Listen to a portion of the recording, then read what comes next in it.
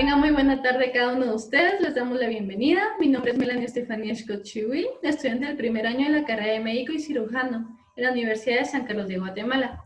El día de hoy damos inicio a nuestro foro, en el cual el tema principal es la neumonía bacteriana. Tenemos a nuestros panelistas, que es Jocelyn Roxana Menchuti Huilá, Elma Elisa Azuceli Paxtor García, Santa Alejandra Ramos Julajú y Roberto Marco Antonio Camparic Chocoy. Todos ellos son estudiantes de primer año de la carrera de médico y cirujano en la Universidad de San Carlos de Guatemala. Este padecimiento se desarrollará desde el punto de vista de cómo progresa en la historia natural de la enfermedad y sus niveles de prevención. Siendo este un espacio pequeño para que nuestros panelistas nos den a conocer la información de la enfermedad, que se define como una infección causada por la presencia de bacterias presentes en el tracto respiratorio, provocando una infección respiratoria viral, teniendo en cuenta que se desarrolla con más frecuente por el agente microbiano neumococo, que es un tipo de estreptococo. Como podemos ver, en todas las enfermedades, todas ellas están vinculadas con la triada ecológica. Así que, Jocelyn, quisiera que nos explicaras en qué tipo de ambiente debe estar uno para desarrollar la enfermedad o qué debemos de hacer para fomentar nuestra salud y prevenirla. Sí, pues hablaremos un poco sobre la triada ecológica, que son los factores que pueden combinarse para generar el proceso de la enfermedad en el organismo del estudio. Hablaremos sobre el agente, que son el neumococo y el Haemophilus influenzae, que son los virus que se encuentran en la neumonía bacteriana. El huésped se enfoca en los inmunosupresores como bebés prematuros o con bajo peso al nacer. Son niños o en niños desnutridos, leve o moderados, en niños menores de 5 años de edad y también en los que tienen esquemas inadecuados de vacunación. También afecta a las personas mayores de 60 años de edad. El ambiente es todo lo que rodea el ser vivo que en circunstancias naturales permite la subsistencia y el alojamiento de un agente, como las gotas respiratorias presentes en el aire. Las epidemias son poco frecuentes, o la exposición al humo de tabaco, las condiciones de hacinamiento o los lugares de cambios climáticos bruscos o climas fríos como lluviosos. También la prevención primaria actúa en el periodo prepatogénico del curso natural de la enfermedad, antes del comienzo de ello. Para evitarlo, podemos fomentar el lavado de manos explicando las técnicas adecuadas para fomentarlas. También hablar sobre la lactancia materna, fomentar una dieta adecuada en nutrientes necesarios para la realización de las actividades diarias y como creadas por defensas. Hacer énfasis también en importancia del control de los niños en poblaciones menores como 8 años de edad. Solamente. Bueno, muchas gracias, Jocelyn, por tu información. Bueno, como podemos ver, ante tantas enfermedades de carácter infeccioso respiratorio, Elisa, yo tengo la duda de cómo nosotros podríamos, como futuros médicos, hacer un diagnóstico o tratamiento oportuno para que esta no se desarrolle u ocasione más daños. Buenas tardes. Bueno, el diagnóstico y el tratamiento se realizan en la prevención secundaria.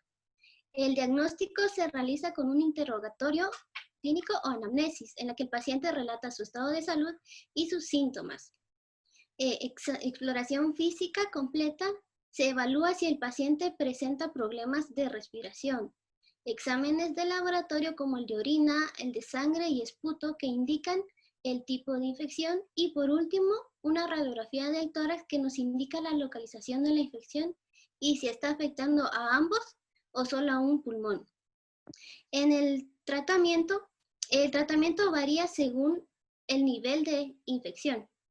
Se realiza una toracotomía en pacientes con complicaciones de hipoxia, una fisioterapia pulmonar y aporte de oxígeno en pacientes que presentan problemas de respiración. Se administra acetaminofén en pacientes que presentan fiebre. Ya si el paciente presenta una neumonía bacteriana no complicada, se le trata con penicilina. Límite del daño Se trata de aconsejar métodos de fisioterapia, ejercicios de respiración y que todo esto nos lleve a un estado de rehabilitación. Gracias. Muchas gracias, Elisa, por tu información. Bueno, como vemos, ante esta enfermedad conlleva varios signos y síntomas al momento de romper la barrera de la tríada ecológica, provocando así lesiones tanto anatómicas como funcionales, colocándonos en el horizonte clínico, y tengo la intriga, Alejandra, de cómo es que esta se podría desarrollar. Muy bien. El periodo patogénico puede dividirse en dos fases: fase clínica y también llamada periodo de incubación o fase de latencia, y fase clínica. La fase clínica se caracteriza porque existen lesiones anatómicas o funcionales en el paciente con neumonía bacteriana, pero el paciente aún no percibe signos o síntomas. La neumonía no es contagiosa, pero los virus y las bacterias del tracto respiratorio sí son contagiosos. Suelen estar en los líquidos que salen de la boca y de la boca y la nariz de las personas infectadas.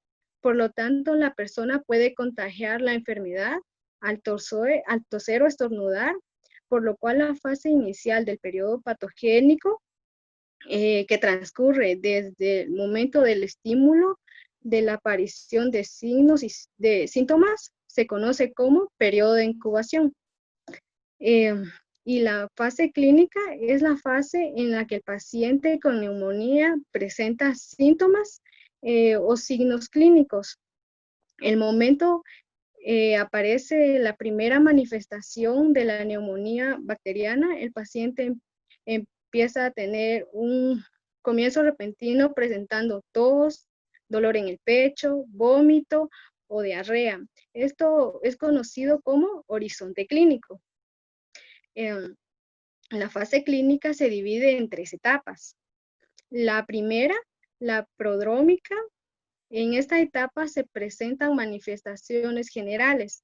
Los signos y síntomas de la neumonía son confusos, en los cuales se pueden mencionar tos, rinorrea, dificultad respiratoria, dolor abdominal, vómitos, cefaleas y escalofríos.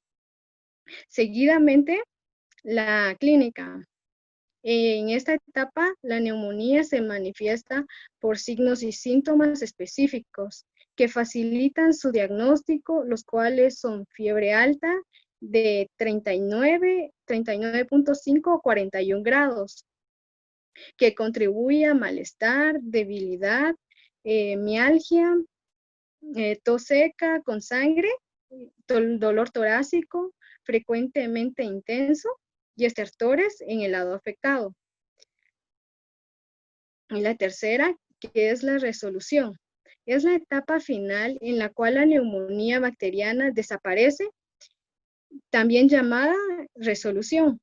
Se vuelve crónica o el paciente muere si no es tratado a tiempo. Entre las complicaciones que se presentan está empiema, neumotórax, abscesos pulmonares y neumatóceles y derrame pleural. Gracias. Excelente. Muchas gracias, Alejandra. Como vemos, después del desarrollo en el paciente ante esta enfermedad, se debe regresar a un lugar útil dentro de la sociedad, haciendo uso máximo de sus capacidades físicas y mentales. Entonces, Roberto, quería saber qué medidas se requieren para lograr su recuperación tanto física, psicológica y social del paciente. Gracias, Melanie, por cederme la palabra. Como sabemos, la neumonía es una enfermedad relativamente larga y la mayoría de los pacientes sufren síntomas durante semanas, incluso tras una alta hospitalización.